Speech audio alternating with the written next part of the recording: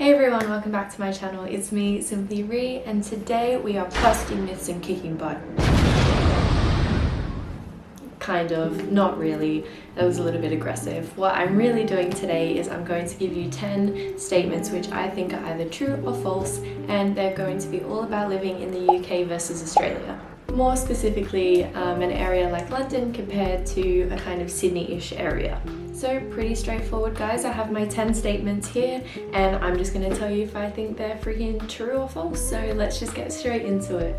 Actually, before we jump right in, I just wanted to say a quick thank you because I'm pretty sure we are going to be hitting 300 subscribers this week and it blows my mind. Thank you for all of the love and support as usual. We also reached over 1,000 watch hours, which is just crazy. So thank you for your support as usual. Let's just get straight into the video, and if you haven't already, press subscribe and join my little family. So guys, number one, our very first statement is it's easy to get a visa and be accepted to live and work in the UK.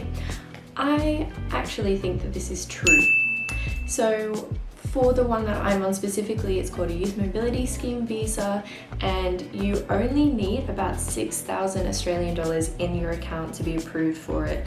You do have to be between 18 and 30, and obviously they do like a criminal record kind of check, which mine is clean. And other than that, it's pretty easy to get accepted. You do still have to jump through all the hoops of like proving your bank balance with your statements and going to have an interview with the person that fills out the form with you, and they take all of your like biometric details like your fingerprints and like a picture for your ID card, your visa card. But other than that, it was pretty quick. I'd like to say that it took maybe like 4 months to get accepted. Honestly, compared to other countries, I think is really easy. If you are going down the route of being a skilled worker, so maybe you have like a specific job that is on one of these huge lists to apply for a tier 2 visa, or maybe you're out of the 18 to 30 bracket and you wanted to come over and be on a working visa, you can do that. You have to be sponsored in your job by your employer, so that might include you having to sign some contracts, things like that. They do last for 5 years though, as opposed to 2, which is the one that I'm on, and you do have to be paid a salary. If you can easily do all that, then I don't really see any reason why they wouldn't approve you. Maybe COVID has changed some things, I'm not sure, but I think it's fairly simple. Now, on the other hand, if you're going from the UK to Australia and being on a working visa, I think it works a little differently. So you are fine to go and live and work in Australia for up to a year. If you do want to stay for a second year, you have to complete 3 months of rural farm work, which is crazy. I didn't even know that was a thing until I moved here and spoke to people that had done it. But you do have to complete those 3 months before you can be accepted to stay on for another year. And I think if you wanted to continue, it's just essentially the same thing. In terms of bank balance, I'm not too sure, but the UK and Australia have a pretty good relationship when it comes to visas and things like that. So overall, I think it's pretty true. It is fairly easy to be accepted. Statement 2 is that everything in London is back to normal after COVID. This false. This is the biggest false. At the moment, I'm filming this in the first week of May, and we only have outdoor venues for restaurants, pubs, cafes. You cannot sit inside at all, which makes it kind of difficult considering the weather is pretty crappy at the minute. You also can only have a rule of 6, and you can also only meet with people up to 2 different households, I believe. I'm not sure because this does change, and the restrictions are actually changing on the 17th of May, and you can then sit inside as well, meet with more people, which hopefully is going to feel a little bit more like normalcy, normal life. But for right now, it's definitely not normal. You still do have to wear masks everywhere. More people are getting vaccinated, which I think is great. And other than that, everything else is still closed. There's no cinema, there's no like amusement parks, there's no hotels or hostels open at the minute either, and you can't travel internationally. So definitely not true. It's definitely better in Australia. I know that Sydney is maybe having a few cases at the moment, so masks are being enforced, but we've been wearing masks for over a year now, guys, so it's really not that bad in Australia compared to here. But fingers crossed the UK starts to turn around soon. Number 3 is you can drive in the UK on an Australian license. This is true. There's a little bit of false to it, but it's mainly true. So if you come over in a 2-year visa, you can swap your Australian license for a UK one in the first 12 months. After the first year of your visa has passed, you technically aren't allowed to drive on your Australian license. As long as it is a car, if you drive like trucks, things like that, heavy vehicle license, you can't change over. It does have to be a small vehicle, but for the most part, you can drive for that first year on your Australian license, no problem. Number 4 is you can't afford to do anything in London other than pay rent. This is false. This is obviously false. I mean, rent is crazy expensive depending on what you're looking for, but there are so many amazing things to do in London and things that you can do for free. So for example, there are so many parks in London. It is parks galore. There's Richmond Park, St James Park, Hyde Park, even other ones like Battersea Park, Wimbledon Park near us. Tons of parks. Go have a picnic, chill out in the park. You can literally just do like a lap of London and just sit in every single park. It would take you so much time. But in spring and in the summer, it is such a nice thing to do. You will see everyone doing it and it costs you nothing. Fabulous. There are also tons of free museums, probably more than just the big ones that you're thinking of, like the Natural History Museum. There are tons of free exhibitions and free museums in central London as well. Also, all of the monuments and statues and attractions that make London like kind of famous is all free. You can just literally walk around the centre of London, walk around and see them all, it's fine. There's the London Eye, there's Tower Bridge, even just like Trafalgar Square, fabulous to walk through, and it's all free. But for the most part, there are tons of free things to do in London, so of course you can afford to have fun in London while paying the rent and working. Number 5, this one is, I don't know where I've landed on this one actually, to be honest. It is, are Aussies happier and nicer than Brits? I honestly don't know. I definitely know that the stereotype for Aussies is very laid back and chill and happy. I remember the first week that we spent in central London, I was like, everyone is so mad and busy and in a rush over here, it's crazy. But then also there are some lovely people over here, and I know especially in rural places and the kind of more west side of the country and up north, people have a great reputation there for helping others and just being really, really kind.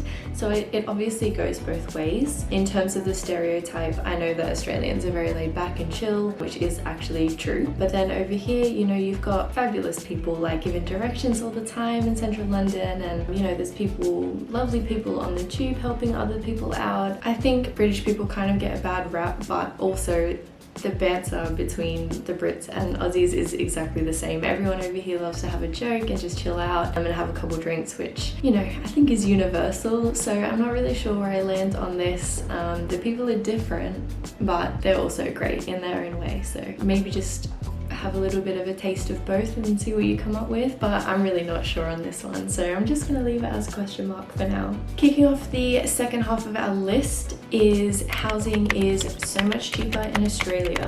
This at the moment is currently false. So at the moment, according to statistics that came out this year, housing in Australia is at its highest and most expensive that they've seen in 34 years.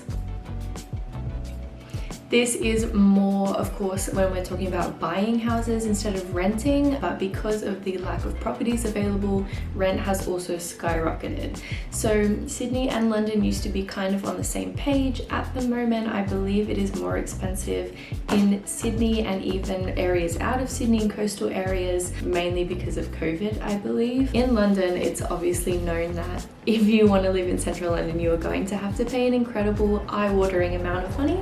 If you want to buy, same goes, but you are still paying to be well connected. You're near airports, you've got everything kind of 1 or 2 streets away from you, so you're kind of paying for that, I guess. So the biggest difference actually comes when you compare living out of London to living outside of Sydney. Like I said before, the housing prices outside of Sydney are literally through the roof at the minute, whereas if you moved out of London into kind of a more rural area, everything is so much cheaper. Housing is so much cheaper. I remember Glenn and I went to Cardiff when we first moved here in Wales. and the same amount that we were paying to rent in a share house with like 6 other people was, you could literally rent a whole house in Wales, which just blew my mind. So definitely shop around if that's what you kind of want to save more money on. But yeah, at the moment the housing is not cheaper in Australia than here. Number 7 is the days are longer in Australia. False for, you know, part of the year. So when I first moved here, I just literally couldn't believe how late the sun sets here, which is amazing because in summer it leaves you so much time to go out and do things, but the sun still up is fabulous. Obviously in winter the days are so short and it is really sad. You wake up in the dark and you come home from work in the dark. The sun will set at like 4 p.m. But when it comes to summer, even with daylight savings, you can sometimes get 15 hours of daylight. Can you imagine that? I read up on this, I did my research. In June this year, the sun is going to rise at like 5:30 in the morning and sets at 8:30 at night. So much sunlight, it's amazing, especially when the weather is nice. So no, the days are not longer in Australia, they are longer here in the summertime. And yeah, watching the sunset at literally like 9 p.m. is mind-blowing, and I'm going to miss that so much. Number 8 is life as an expat is the same as living a traveling nomadic lifestyle. This is so very false.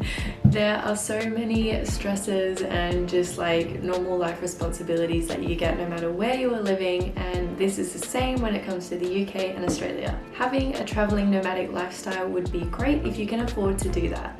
Most of us don't have the luxury of being able to just travel wherever we want at all times and be able to afford it. So most of the time you're going to find that if you're happy to jump in between jobs kind of on a month-to-month basis, then yeah, you can see a lot of the world and that's great, but putting this actually into practice is going to be really difficult. I'm sure an easier way would be finding maybe like, you know, cash in hand kind of jobs, or if you live like a really inexpensive lifestyle, then by all means that's fine. You can even do like things like Deliveroo pay really well, and you can do that literally anywhere. But no, it's not the same as having a traveling nomadic lifestyle. You still have bills and you still have to find places to live, and you might be signed into a work contract for longer than you think, so it's definitely not the same.